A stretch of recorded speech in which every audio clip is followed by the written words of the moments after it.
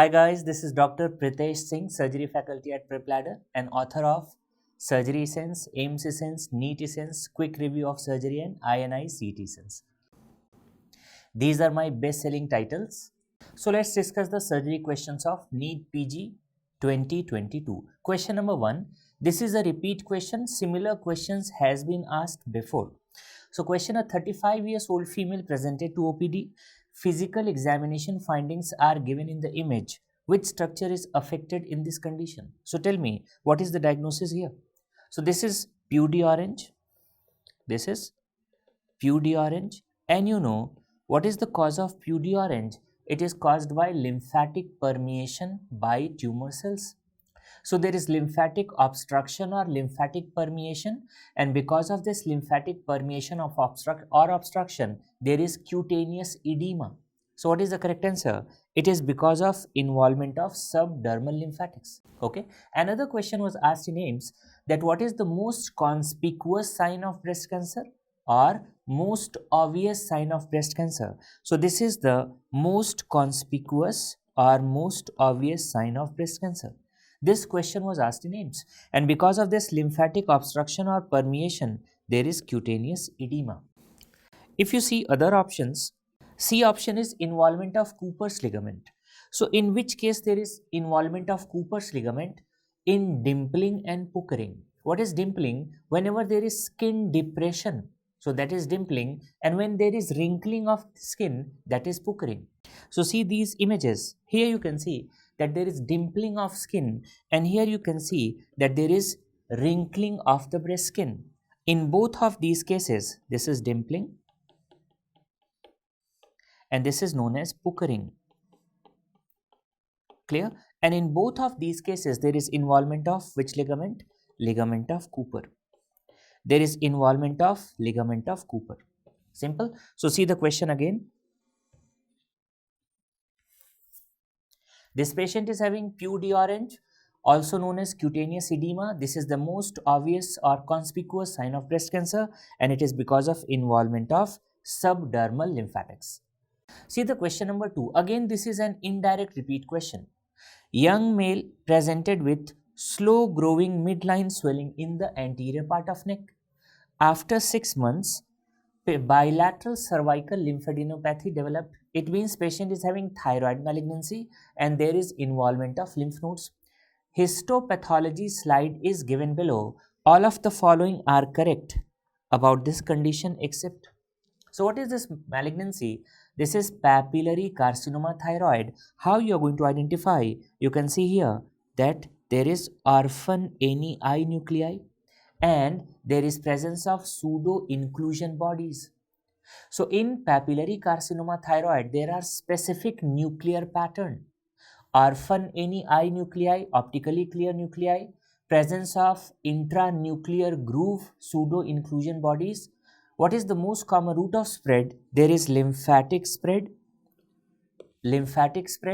and you know FNAC is investigation of choice for diagnosis of papillary carcinoma thyroid, and it is having excellent prognosis. So if you see the options, this is papillary carcinoma thyroid. Lymphatic spread is seen. Yes, it's correct. Specific nuclear pattern on histology. Yes, it's correct. Excellent prognosis. It's correct. FNAC is diagnostic. So investigation of choice for diagnosis is FNAC. In most of thyroid swellings, what is the investigation of choice for diagnosis? It is FNAC.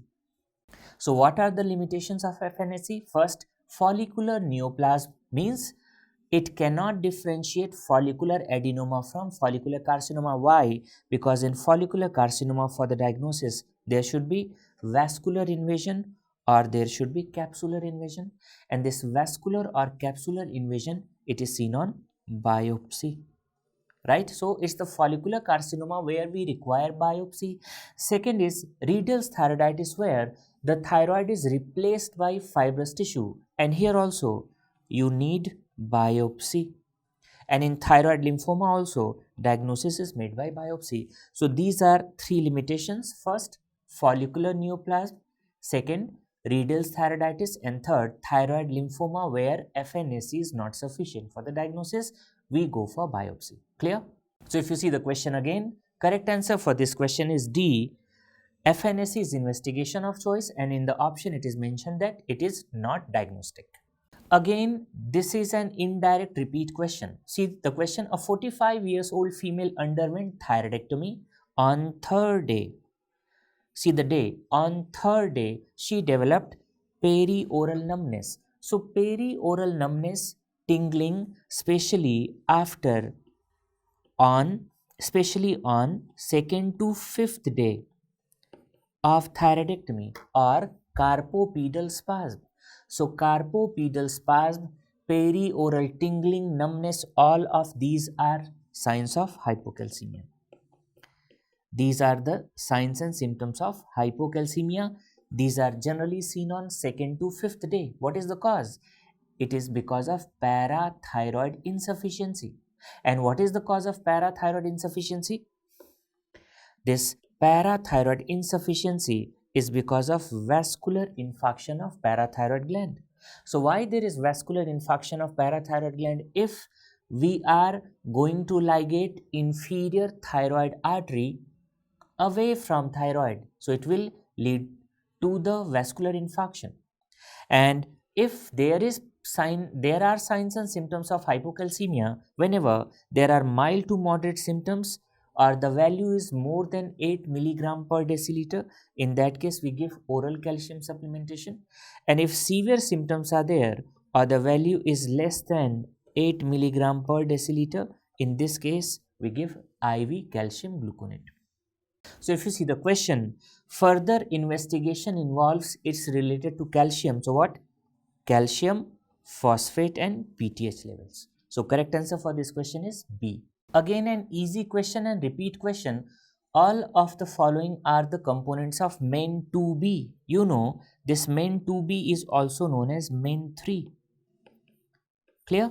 So see, this parathyroid adenoma is the component of MEN1 and it's the component of MEN2A. MEN2A, it's not the component of MEN2B. Otherwise, in MEN2B, there is megacolon, there are marfanoid habitus, there is mucosal neuroma. So, correct answer for this question is A. We discussed that MEN2B is also known as MEN3, and there is RET oncogene mutation. It is characterized by what is the tumor? There is medullary carcinoma thyroid and there is pheochromocytoma. Apart from that, there is mucosal neuroma, megacolon, marfanoid features and intestinal ganglioneuroma. Can you see? These are the mucosal neuromas. So how to remember? Mnemonic is MP, had 3 MIs, myocardial infarction. So M means medullary carcinoma thyroid, P means pheochromocytoma, M means mucosal neuroma, megacolon, marfanoid features, and I means intestinal ganglioneuroma. So for question number 4, correct answer is A, that is parathyroid adenoma. Question number 5 is also an indirect repeat. Previously, the questions are asked directly that what is the most common site of intraperitoneal abscess, and the most common site of intraperitoneal abscess is pelvis.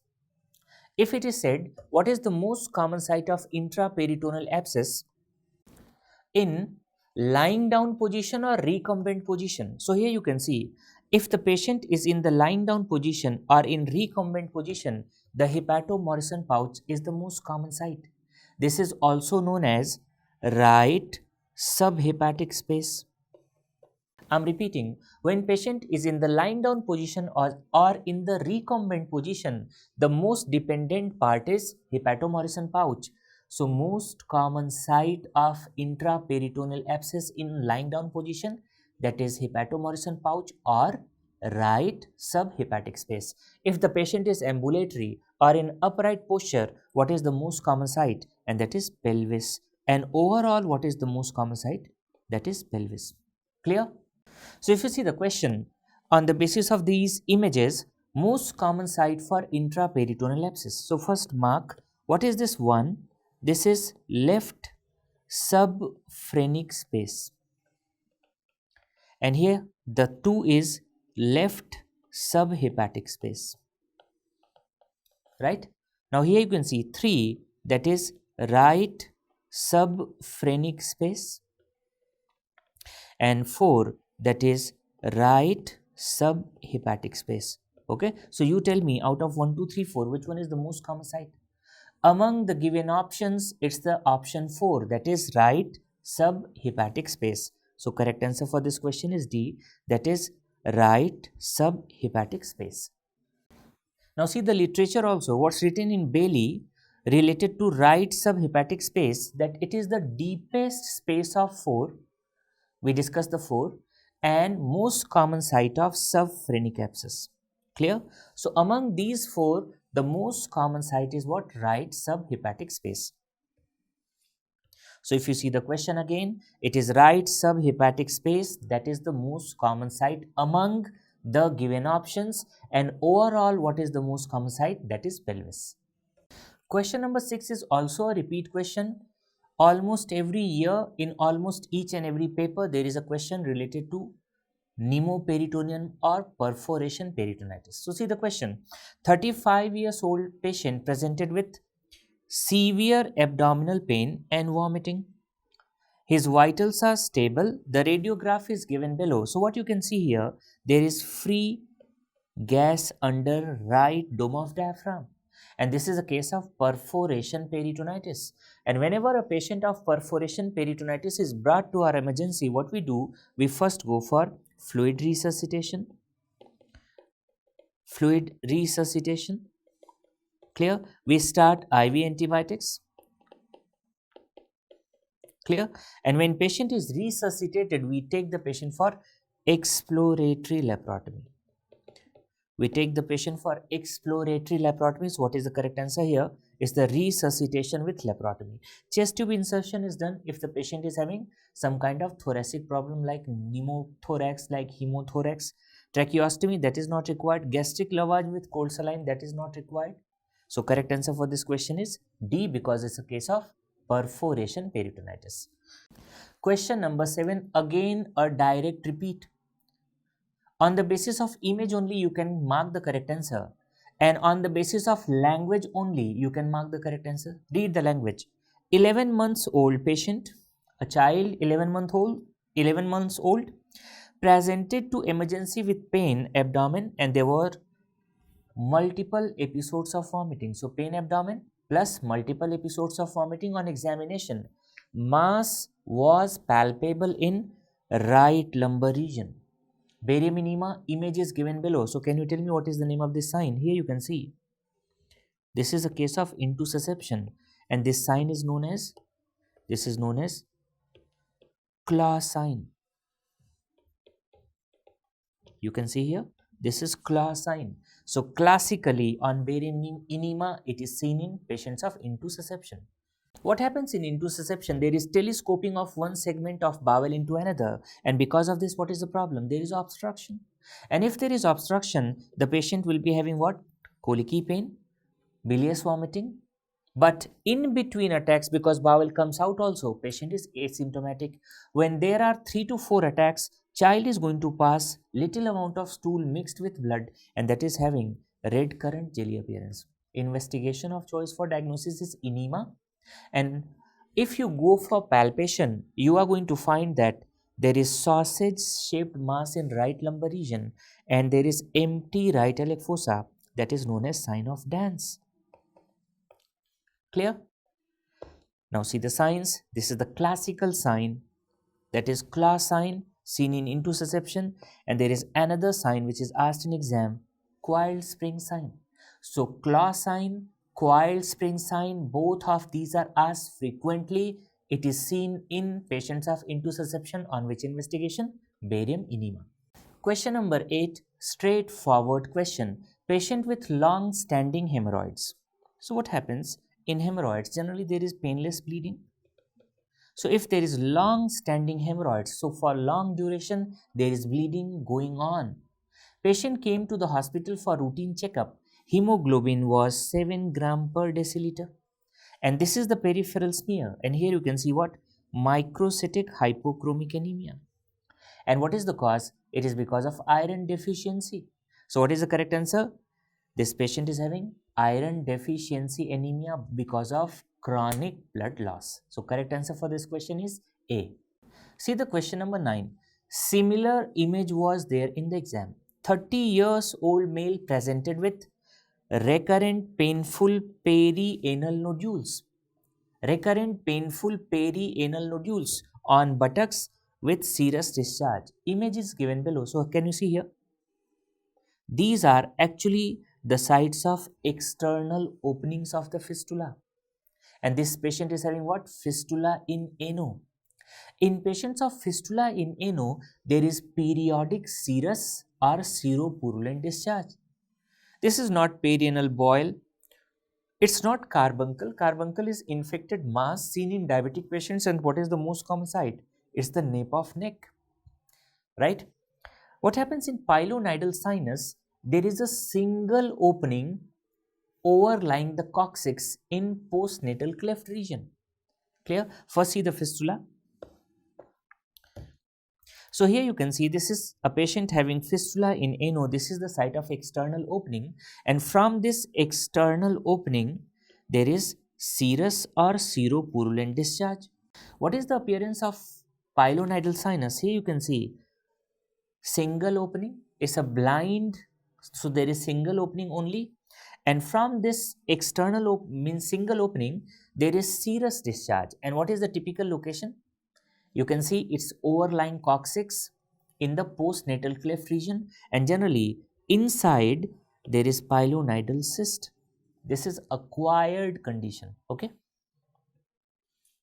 So if you see the question again, there are multiple nodules in the perianal region, generally in the buttock or gluteal region, with serous or seropurulent discharge. So correct answer for this question is C, that is fistula in ano. And which theory is responsible for formation of fistula in ano is the cryptoglandular theory. Question number 10. A delayed intravenous urogram of the patient is shown below. What is the most likely diagnosis? So what you can see here, there is obstruction here. Beyond this, you cannot see the dye coming into the ureter. It means obstruction is there, and simultaneously what you can see, there is hydronephrosis. So left-sided hydronephrosis without any presence of contrast in the ureter. So this is PUJ obstruction. So what is this? This is pelvi-ureteric junction obstruction. Putty kidney. What is this putty kidney? There is collection of cheesy material in the kidney. What is staghorn calculi? That is also known as struide stone. It is having branching in the stone, and on X-ray also you can see how it looks like. So here you can see PUJ obstruction. It is more common in boys, more common on left side, and since obstruction is here, you can see what? Unilateral hydronephrosis. If you see the struide stone, that is also known as staghorn calculi, see the appearance on X-ray. There is multiple branching like horn of stag. So this is staghorn calculi, and you know that this is radiopaque. You can easily see this on plain X-ray. This is putty kidney, collection of cheesy material inside the kidney, and whenever there is calcification on the plain X-ray, you can see calcified kidney, and this calcified kidney, it is also known as what? Cement kidney. So if you see the options again, in this case, there is hydronephrosis without any evidence of contrast in the ureter. So this patient is having PUJ obstruction. Correct answer is C. Question number 11, again a repeat image based question. Straightforward question. See the question. Age of child, 6 years old child presented with recurrent UTI. Micturating cystourethrogram means MCU image of patient is given below. What is the most likely diagnosis? So here what you can see that bilateral ureter is dilated and tortuous with reflux up to the pelvic calyceal system. So obviously it's a case of vesico-ureteric reflux. It's a case of vesico-ureteric reflux. Tell me the grade. So if you see the grading of VUR, it is known as International Classification of VUR, which is based on which investigation? Micturating cystourethrogram. So what is seen in grade 1?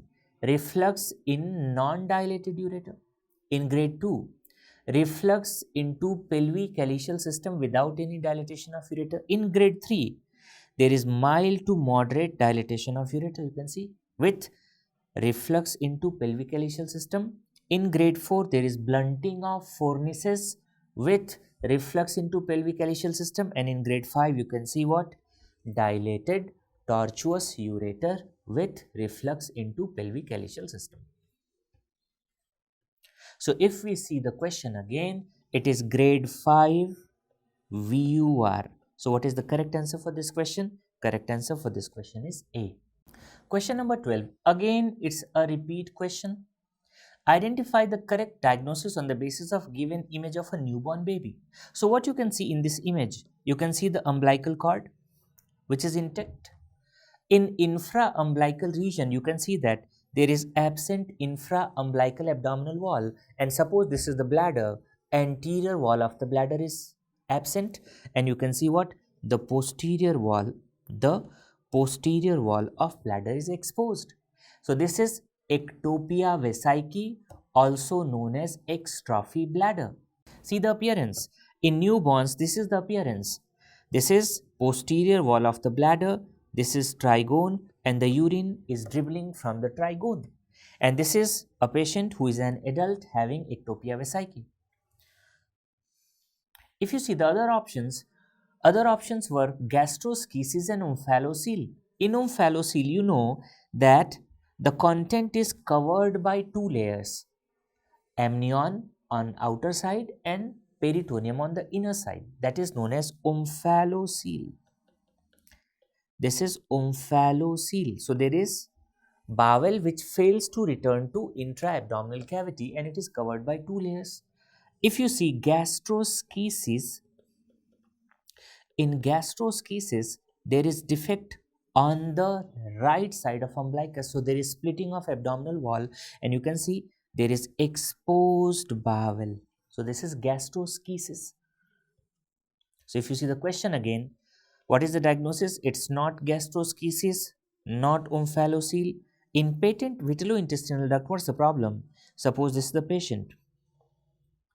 This is the bowel. If there is persistent vitellointestinal duct, patient will be having Meckel's diverticulum. And if it is patent, so patient will be having what? Fistula. And it will be opening near umbilicus. So there will be greenish discharge or fecal discharge from this opening. So that's the patent vitellointestinal duct. So correct answer for this question is ectopia vesicae or extrophy bladder.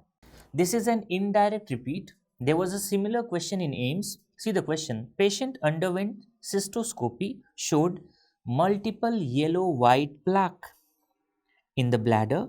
There are multiple white plaque. One finding, histopathological examination shows infiltrated lamina propria layer as shown below. So what you can see in this image, you can see these are laminar inclusion bodies. And what's the name of these laminar inclusion bodies? These are Michaelis Guttman bodies. Now you remember the question? In which condition you are going to find laminar inclusion bodies, that is Michaelis Guttman bodies. As well as there are large histiocytes that's known as von Hansemann cells. So I hope you remember it is seen in malakoplakia. So what is the correct answer? Malakoplakia. And there is characteristic laminar inclusion bodies known as Michaelis Guttman bodies. This question was asked in AIIMS previously. What happens in malakoplakia? It's the chronic inflammatory disorder of bladder. Sometimes there is involvement of kidney as well as ureter. Problem? There is defective phagolysosomal activity. It means there is ineffective killing of bacteria like E. coli, and because of that there is chronic inflammation. It is characterized by nodules or plaques, which was mentioned in the question. There is presence of large histiocytes known as von Hansemann cells, and the laminar inclusion bodies are known as Michaelis Guttman bodies. So if you see the question again, there is presence of Michaelis Guttman bodies, yellow-white plaques. So correct answer for this question is A, that's malakoplakia. Again a repeat question. Route of metastasis of prostate cancer to lumbar vertebra. It is via prostatic venous plexus. Now see, the prostatic venous plexus, it drains into internal iliac vein. It drains into internal iliac vein, and this internal iliac vein is connected to Batson plexus. That's Batson plexus, also known as vertebral venous plexus. So this is the pathway of spread of metastasis to vertebra in patients of carcinoma prostate. So here, see the diagram.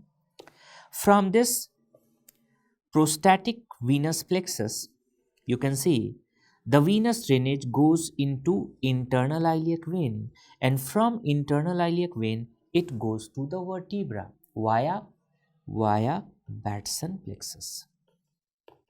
Clear? So this is the route of metastasis in carcinoma prostate. So if you see the question, route of metastasis of prostate cancer to lumbar vertebra occurs via prostatic venous plexus. Correct answer is option C. Question number 15. A 30 years old patient with motor vehicle accident presented to the casualty. His vitals are stable, so patient is stable but unable to pass urine. Patient is not able to pass urine. He has blood at the tip of meatus, so there is presence of blood at the tip of meatus. Patient is not able to pass urine, and second, blood at meatus. It means the patient is having what? Urethral injury. Urethral injury. Okay, and RGU was performed as shown below. This is not the exact image. Similar image was given in the exam, and in that exam image there was pelvic fracture. So there was fracture of superior pubic ramus as well as fracture of pubic symphysis. So see, urethral injury, because patient is not able to pass urine, there is presence of blood at meatus and there is pelvic fracture. So you tell me, there is anterior urethral injury or posterior urethral injury? Obviously it is posterior urethral injury, because what is the most common cause of posterior urethral injury? Pelvic fracture. And what is the most common site of posterior urethral injury? It's membranous. So if we see overall the most common site of injured urethra, that's membranous. So here you can see that the most common cause is road traffic accident leading to pelvic fracture, and because of pelvic fracture there is extra peritoneal bladder rupture also. There is posterior urethral injury. It means both of these are associated. Most commonly injured part, this is membranous urethra, and exactly where, imagine this is the membranous urethra, this is the prostatic urethra, this is the bulbar urethra. So at which junction injury occurs most commonly? Bulbomembranous followed by prostatomembranous. So in membranous urethra, the most common site is bulbomembranous followed by prostatomembranous junction. So what are the clinical features of posterior urethral injury? Urinary retention, it was mentioned, blood at tip of meatus, and there is pelvic hematoma. So if you see the RGU, here you can see the extravasation. Clear? So what is the correct answer? It's clear cut A, that's membranous urethra.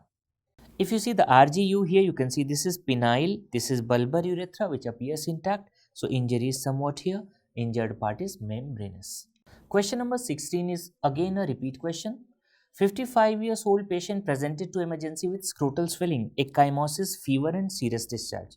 Image is given below. What is the most probable diagnosis? So in this image you can see what? That there is involvement of perineal skin, blackish discoloration is there, there is serous discharge. It's a clear-cut case of Fournier's gangrene, which is also known as idiopathic scrotal gangrene. It is a type of necrotizing fasciitis of scrotal region. So what happens in necrotizing fasciitis? Structures up to the fascia are involved. So what are the structures which are spared? Urethra, corpora cavernosa, corpora spongiosa, testis, epididymis, all these structures are spared. And what is the cause? It is polymicrobial, it is infectious polymicrobial, and what happens? There is obliterative endarteritis. Because of that, there is necrosis of the perineal skin. So if you see the options, what is the most probable diagnosis? And the most probable diagnosis is A, that is Fournier's gangrene. Question number 17 is a new question. Okay, A 30 years old male was being investigated for infertility. So first clue, infertility. Semen analysis shows azoospermia. Biopsy image is given below. What is the most probable diagnosis? Okay, let's try to rule out. Generally, in non-seminomatous germ cell tumor, what the chances of infertility, azoospermia, it is not directly related. So generally not seen. C option was testicular atrophy. Okay, only orchitis cannot lead to azoospermia or infertility generally. Okay, now see this biopsy image. In this biopsy image, you can see that there is absence of Leydig cells. In this area, there are no Leydig cells, no Leydig cells. And here you can see these are the seminiferous tubules. What happens in patients of testicular atrophy? There is thickening of basement membrane with evidence of fibrosis. So this is absent. It means testicular atrophy is ruled out. If you see, in patients of varicocele, in some patients, rarely, in some patients, there is severe testicular injury. And because of this severe testicular injury, the sperm count can become 0. It means it can lead to azoospermia. And what else? There are most devastating testicular architectural changes, and that is known as Sertoli cell only histological pattern. So on histology or on biopsy, you can see only Sertoli cell. So this is known as Sertoli cell only syndrome, also known as Sertoli cell only tumor. So see the question. So here, infertility, azoospermia, presence of Sertoli cell only. So this is Sertoli cell only tumor, also known as Sertoli cell only syndrome. It's a new question. Correct answer for this question is B. This is again an indirect repeat question. Patient presented to emergency with claudication of calf claudication, numbness in thigh with impotence. It means if there is involvement of thigh and calf, the occlusion must be above the thigh region. Second, since there is impotence or erectile dysfunction, it means the obstruction should be above the origin of internal iliac. So if you see this image here, here is the obstruction. This is aortoiliac bifurcation. Okay, so whenever the obstruction is at aortoiliac bifurcation, the internal iliac artery supply is also decreased. That's why at the time of erection, penis is not having enough erection to penetrate the vagina. It means there is erectile dysfunction or impotence. And what is the name of this condition? This is known as Leydig syndrome. So in which case you will find this whenever the obstruction is at aortoiliac bifurcation, you will find the claudication in calf, in thigh, in gluteal region, and obviously in the distal extremities there might be evidence of gangrene. So see the picture, the patient is having gangrene in the toe also, right? So what is the correct answer? Obviously, it's not only internal iliac artery occlusion. Obviously, it's not only popliteal or femoral artery occlusion. The occlusion should be above the bifurcation. So this is aortoiliac bifurcation. This is the site of obstruction. So here you can see there is aortoiliac bifurcation, obstruction, and in all these cases there is claudication of gluteal region, thigh, calf, and there is erectile dysfunction, and that is known as Leydig syndrome. Again, an indirect repeat question. Following surgery for varicose vein, patient started complaining of numbness along medial aspect of leg. So generally in varicose vein, which system is most commonly involved? Long saphenous system. And whenever we are performing stripping of long saphenous vein and it's done below the knee joint, most commonly injured nerve is saphenous nerve. Sural nerve it is injured, sural nerve is injured whenever we are going for stripping of short saphenous vein. Saphenous nerve is injured when we are going for stripping of long saphenous vein. So medial aspect of leg is having numbness. Correct answer for this question is C. Sometimes directly they ask this question, that what is the most commonly injured nerve during stripping of long saphenous vein? So this is saphenous nerve. In short saphenous vein stripping, the most commonly injured nerve is sural nerve. So correct answer for this question is option C. See the question number 20. 25 years old patient with history of massive road traffic accident. Massive road traffic accident developed dyspnea and petechial rashes after 3 days of trauma. So whenever in the question it is mentioned that patient is having multiple fractures, or specially patient is having lower limb fractures involving long bones, so long bone fracture. Another evidence, if the patient is having dyspnea, patient is having tachycardia, and patient is having rashes in the chest, axilla, and sometimes in the retina. All these findings are highly suggestive of what? Fat embolism. So what is the correct answer for this question? Fat embolism. What are the pointers? There is a rash.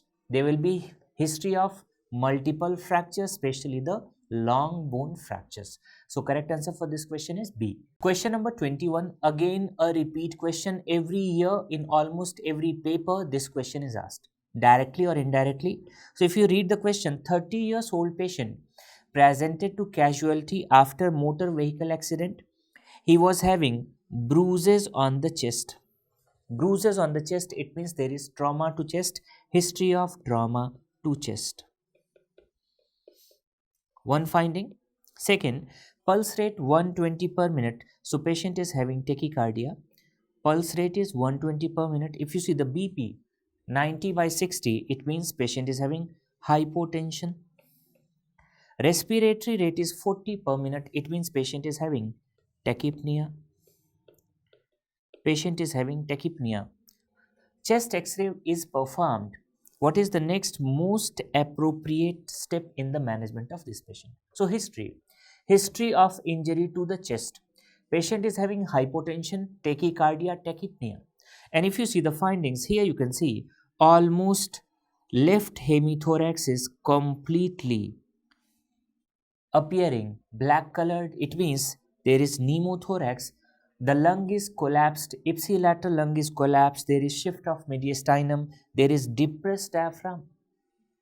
Collapsed lung, shift of mediastinum, depressed diaphragm, hypotension, tachycardia, tachypnea, all of these are pointers for the diagnosis of tension pneumothorax. So what is the diagnosis here? Patient is having tension pneumothorax. And you know that tension pneumothorax is a clinical diagnosis. So whenever we are suspecting tension pneumothorax, on the basis of suspicion only, put a wide bore needle in children in second intercostal space in mid-clavicular line, in adults in fifth intercostal space in anterior axillary line. So here you can see that this patient is having depressed diaphragm, ipsilateral collapsed lung, shift of mediastinum. So on the basis of suspicion, we are going to put wide bore needle in second intercostal space in mid clavicular line in children, and in adults in anterior axillary line, so that you get some time to prepare yourself to put ICD, and where we are going to put the chest tube or intercostal drain again in the fifth intercostal space in anterior axillary line. Clear? Now see the options. So immediate thoracotomy. Thoracotomy is not done in patients of tension pneumothorax. There should be uncontrolled bleeding, there should be tracheobronchial perforation, there should be esophageal perforation, cardiac herniation, open pneumothorax. These are the indications. Pericardiocentesis is done in the patients who are having what? Pericardial tamponade. Pleurodesis, it's not required. So correct answer for this question is ICD insertion or chest tube insertion. So correct answer for this question is D. Question number 22. First see the age of child. 9 years old child. So generally in children, for calculation of burned surface area, we follow which chart? It's the Lund and Browder chart. Lund and Browder chart. Why? The rule of 9 is not very accurate. Okay, was brought to the hospital after burns. There was involvement of half of the chest wall and abdomen towards left side, posterior arm and thigh. Calculate the burn surface area. So if you see this patient, there is involvement of this part, means half of chest and half of abdomen on the left side, and this part means arm. So here you can see this is 13%, so half, that is 6.5%. Chest and abdomen half 6.5, this arm is 2%, plus there is involvement of thigh. And how much is the thigh? Thigh is 4.25%. So how much is the total involvement? This is 12.75. So the burn surface area is 12.75 according to Lund and Browder chart. Here you can see the age of patient, 10 years, clear? And half of one thigh is 4.25 or 4 1 by 4, that is 4.25.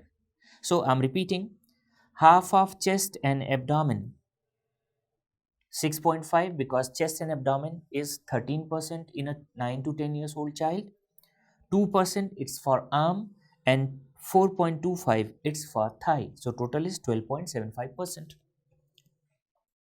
So if you see the question, 5 to 10, 15 to 20, so which one is better option? It is 15 to 20. So exact answer was 12.75. So approximately it is 15 to 20%. Correct answer for this question is B. Question number 23. A 65 years old patient presented with gradually increasing growth besides the nose.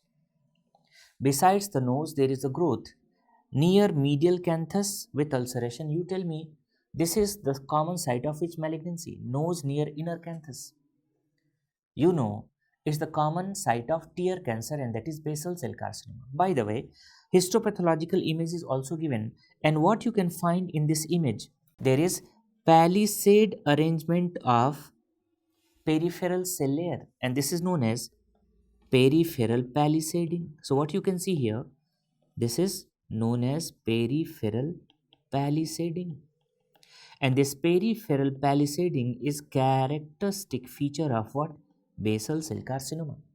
So what are the pointers? Location, nose or near inner canthus, there is ulceration, and what? Peripheral palisading. So correct answer for this question is A. What is the finding in squamous cell carcinoma? You know that these patients have keratin pearls, which is not seen here. Keratin pearls. And in patients of melanoma, there is presence of melanin pigment, which is not seen. Clear? So there is peripheral palisading, location nose near inner canthus. So what is the correct answer for this? It is basal cell carcinoma. What are the other names of basal cell carcinoma? You know, it is also known as rodent ulcer, tear cancer, and the most common site, it's nose followed by inner canthus. What is the most common type? That's the nodular variety. It's the nodular, and one of the characteristic histological pattern is peripheral palisading. We discussed there is peripheral palisading in basal cell carcinoma. See the question number 24. Again, it's a repeat question. From the last 3-4 years, continuously questions are asked in relation to pressure ulcer. Okay, 73 years old male, bedridden for 15 years. Long history. Patient was bedridden. Image of bed sore is given below. What is the grade of bed sore? So what you can see here, there is full thickness skin loss, and what you can see, there is exposed bone. Exposed bone. So whenever there is full thickness skin loss with involvement of muscle or bone, that is grade 4. So correct answer for this question is D, that's grade 4. See the other grades of pressure ulcer. In grade 1 or in stage 1, it is also known as early superficial ulcer. So the skin is intact but there is non-blanchable erythema. So there is only what? Erythema. In grade 2, there is partial thickness skin loss. It means there is involvement of what? Epidermis in grade 2 plus part of dermis. Here you can see there is involvement of epidermis plus part of dermis. So this is known as late superficial ulcer. Grade 2, late superficial ulcer. Grade 3, it is known as early deep ulcer, and grade 4, it is known as late deep ulcer. In both grade 3 and grade 4, there is full thickness skin loss. In grade 3, there is involvement of subcutaneous tissue, and in grade 4, apart from involvement of subcutaneous tissue, there is involvement of underlying muscle or bone. So whenever there is involvement of muscle or bone, this is grade 4. So in the question, since there is full thickness skin loss with involvement of bone, this is grade 4. Again, it's a repeat image based question. See the language. A patient with history of chronic alcoholism presented to OPD with whitish patch, whose image is given below. What is the most probable diagnosis? So here you can see the whitish patch which cannot be rubbed off, cannot be given any diagnostic name, that is leukoplakia. What is erythroplakia? In erythroplakia, there is reddish mucosal plaque. How it looks like? So in this image you can see there is whitish patch, leukoplakia, and this is reddish mucosal plaque, that is erythroplakia. What happens in oral submucous fibrosis? Oral submucous fibrosis, it means there is presence of fibrous band in the submucosa of oral cavity.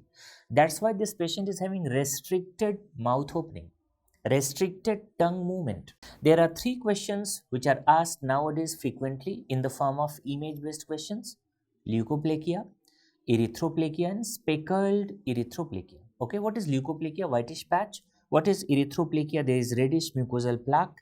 Speckled erythroplakia is also known as speckled leukoplakia, also known as erythroleukoplakia.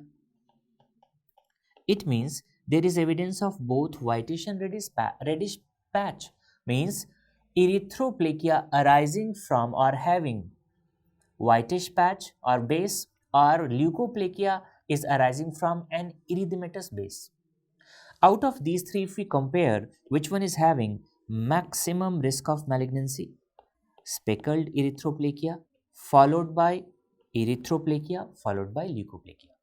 Question number 26.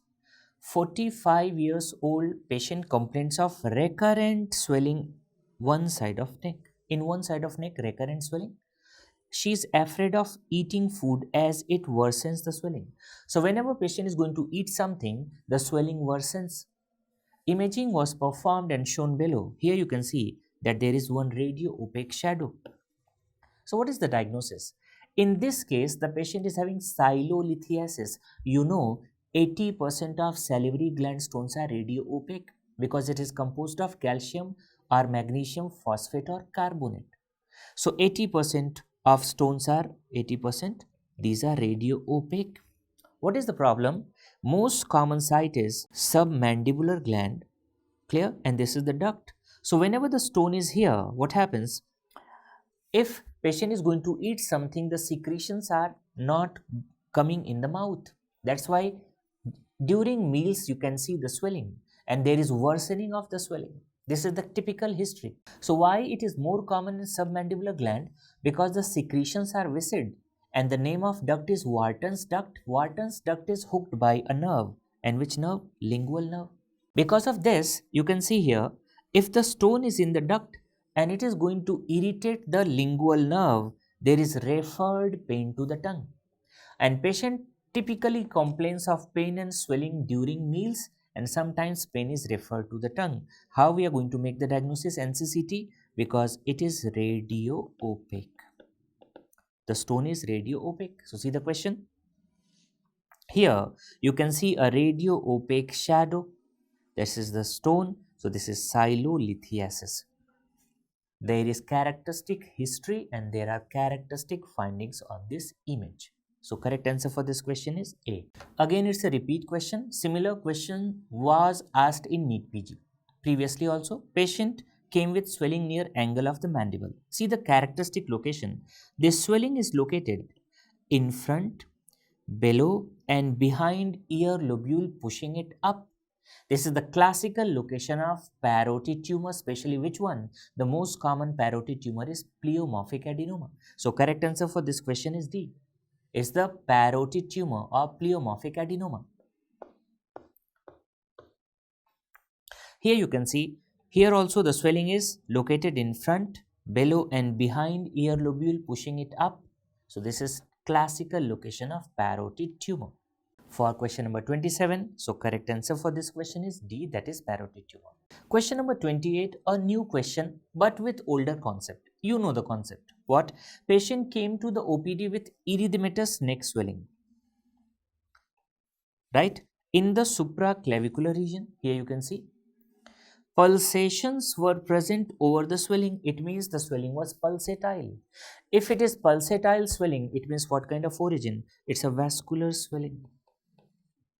It's the vascular swelling, and whenever there is a vascular swelling, what is the next best step? Generally, we go for Doppler to see the origin. So we go for the Doppler.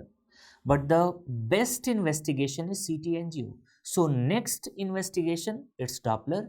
Best investigation, CT angio. So what is the next best step? We go for first Doppler. Obviously, in the vascular swelling, you should not go for needle biopsy. Only antibiotic, it's not going to help.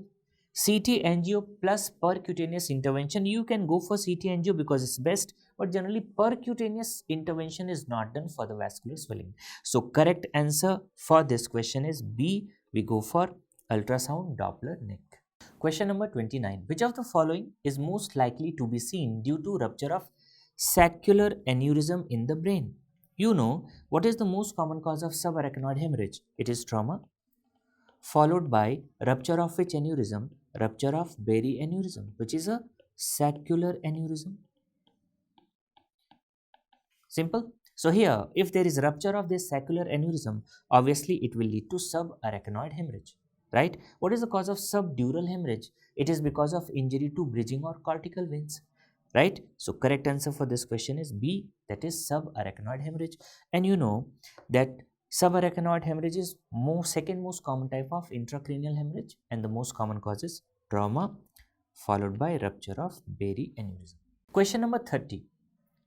Again, it's an indirect repeat question. 45 years old female presented with galactorrhea. Her UPT was negative. Why UPT was done? Obviously because she was having amenorrhea. So she was having galactorrhea. Patient was having amenorrhea. MRI brain, large pituitary tumor. So which pituitary tumor is responsible for galactorrhea, amenorrhea? Obviously, this patient is having prolactinoma. The patient is having prolactinoma, right? And if, now see, patient refused to undergo surgery for the tumor, which of the following is best drug for the treatment of this patient? You know that prolactinoma is having galactorrhea, amenorrhea. It's the most common pituitary adenoma. Generally, investigation of choice for diagnosis, it is MRI, right? And we give the drug also. Which drug is given for prolactinoma? Bromocriptine. And bromocriptine is going to shrink prolactinoma. How many prolactinomas are going to shrink? 75%. So if you are giving the drug for 6 to 8 weeks, 75% of prolactinomas are going to shrink. But what is the treatment of choice? So it is the transsphenoidal excision. So here you can see the tumor. This is the tumor.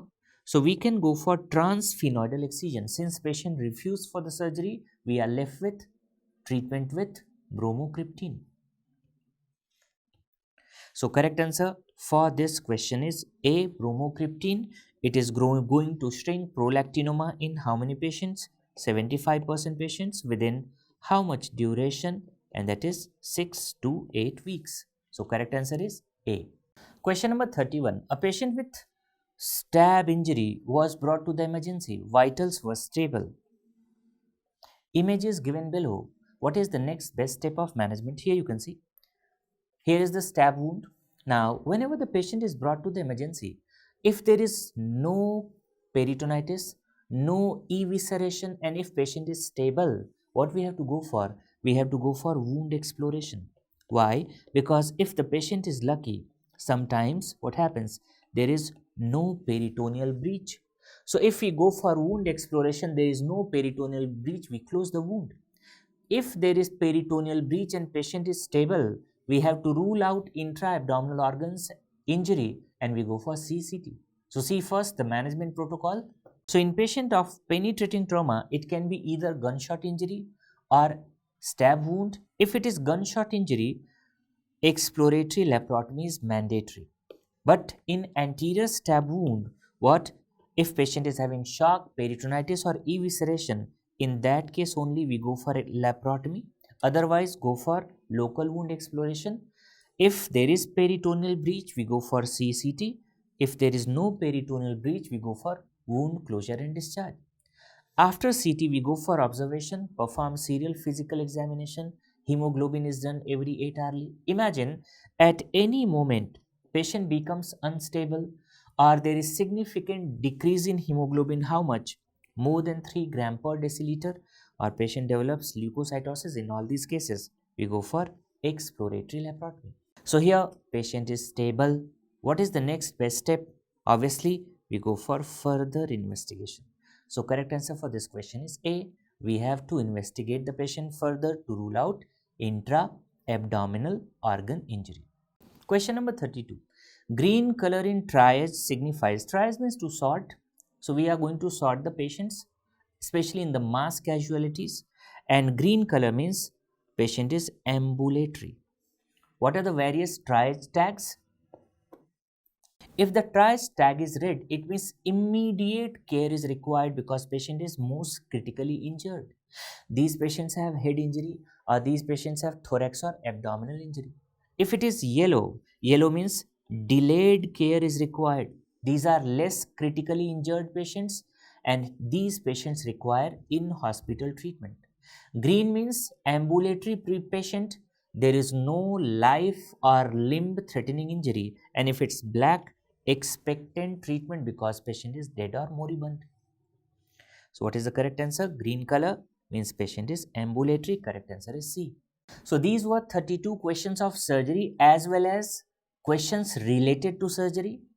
NEET PG is over, so take some rest, relax, detox yourself, and best of luck for the results.